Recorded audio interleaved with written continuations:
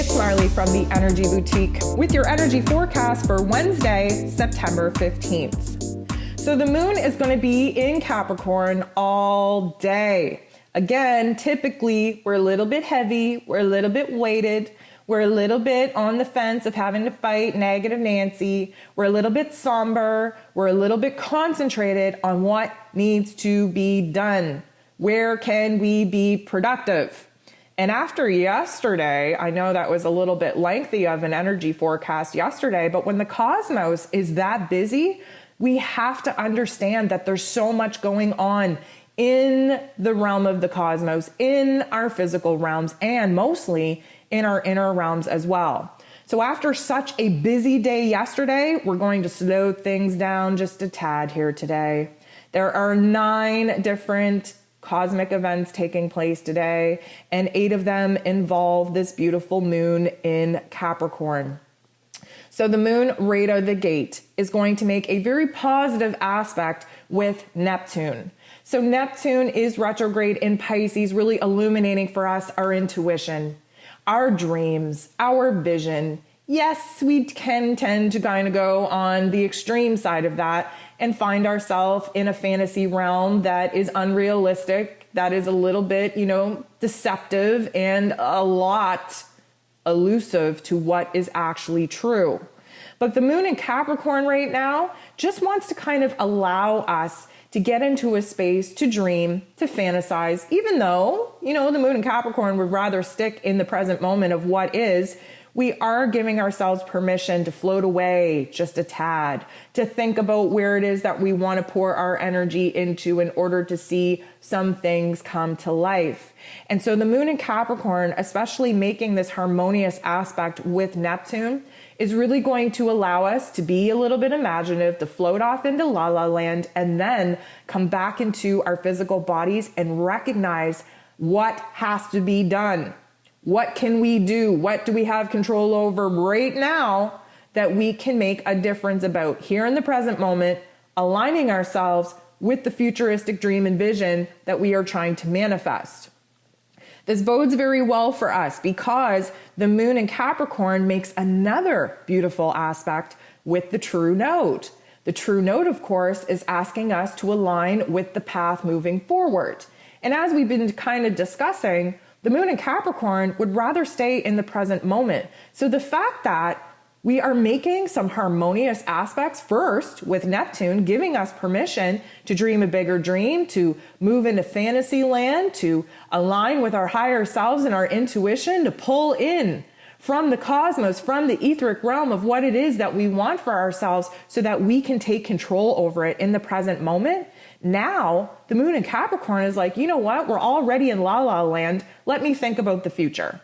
I'm giving myself permission to think about the future. We're reworking a couple of things. We're re-editing our plans. The moon in Capricorn is so beautifully strategic in what needs to be done that it doesn't even feel like a task or a chore. It feels amazing to have a plan. It feels amazing to have a direction. It feels even better to actually be able to take action in our present day, in the present moment, and actually see things come together. And this is going to be a beautiful energy for us to work with, for us to be productive with. And the moon, although in Capricorn and doesn't want to talk about emotions, has to bump into Chiron just for a split second. Chiron, of course, is retrograde in Aryan energy. And the whole point to the Chiron energy, being the wounded healer, is to illuminate for us where it is that some wounds are still very loud in existence within us, likely connected to our ego, likely connected to our identity. Because we just gave ourselves permission to float off to space and la la land and gain that vision and think about the future, we come back into the present moment with some uncertain emotions. Why? Because I feel that when the moon is in Capricorn, very weighted in earth energy, wanting to stay in the present moment, we almost get a sense of guilt that we wasted time thinking about what could be. There is this push and pull again from these energies trying to project ourselves into the future and then zoom us back into our physical realms in the now to see what it is that we have control over in this moment to align ourselves, set ourselves up for the path in moving forward. So when the moon squares Chiron, this is almost like an uncomfortability being illuminated that maybe we shouldn't have allowed ourselves to get that far into the future. Why? Because negative Nancy starts screaming at us. Negative Nancy is very powerful in Capricorn energy and of course in Saturn energy because Saturn rules over Capricorn. So just when we thought we were light and fluffy, just when we thought we were positive and optimistic and taking control over our day-to-day life to align ourselves for the path forward, suddenly negative Nancy gets in our head and starts telling us why this isn't going to work. What if this happens? What if this doesn't work out? What if I take this direction and it's the wrong decision to make? Suddenly we start tearing ourselves down instead of building ourselves up. And this is a classic trait of this Capricorn energy. So we get a little bit of help in this moment. We don't sit in this energy for too long, thankfully, because the moon in Capricorn trines Uranus. Uranus, of course, is the great awakener. He's here to shake things up. He's here to show us a different perspective. He is basically here to light a fire under our cosmic butt, to stand up for ourselves, to rebel against all of the negative thoughts that we're having, all the restrictions and obstacles and challenges that we're facing, and boss us up to the next level where anything is possible. That Uranian energy is very visionary. And again, that's not the Capricorn energy's best trait, is thinking about the future. However, after just kind of allowing ourselves to sit under negative Nancy's, rant, this is going to be a beautiful energy for us to shake that off, for us to rebel against the old narrative, rebel against our old feelings and our old emotions, and prepare ourselves to boss up and make some changes, especially in our perspective, especially in our mental narrative. So Mercury gives us a little bit of a hand because Mercury bumps into the true node now. And this is going to be a beautiful grounding point for us because Mercury is in Libra, really wanting to balance the scales, especially in our thoughts, especially in our communications. And bumping into the true node is just a great reminder of both sides of the coin. What is possible for us moving into the future? Many of us right now, although we are stepping forward in a path, that path still offers multiple choices and multiple opportunities. Yes, it is a dramatic path and energy and decision compared to what we were once faced with even 2 weeks ago, but still, we're only taking one baby step forward, and then still realizing that there's still a lot of choices to make. There's still a lot of direction to actually get clarity on. And because of that, because Mercury is all about, thinking about the possibilities, thinking about the good and the bad, thinking about the choices and the decisions, and then speaking on it, the true node right now is just reminding us of the ultimate goal and dream and recognizing where it is that we have to kind of surrender to how that happens. Many times, many of us are unsuccessful of actually manifesting because we want to get down in the nitty-gritty and we want to tell the universe how we want to see it happen. That is not how you manifest. How you manifest is holding a vision of the end goal that you actually want to be living in, attaching the high vibratory emotion to that vision, and then surrendering to the universe on how it is we actually get there. Because we are human, because we are operating from the low level intellect of ego, we want to have control over every step, every single thought, every single option, every single choice. We want to control. That is where the ego is at its most powerful.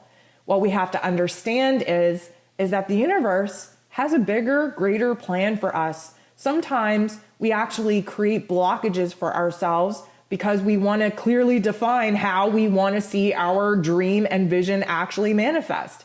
That's not up to us. That's up to the universe. Our higher selves wrote this script long before we were ever birthed into a meat suit. We have to trust that the more we surrender, The more we trust the plan, the more we know to pour into the end goal and to surrender the process on how we get there, that it's going to happen. But we also need to know the more we try to control, the more we try to, have power over the situation on the step-by-step linear process that we need to take in order to get that dream and vision to actually manifest, you best believe that our dreams are not going to manifest. That is not using the cosmic energy to your advantage. That is actually creating an energy block for you.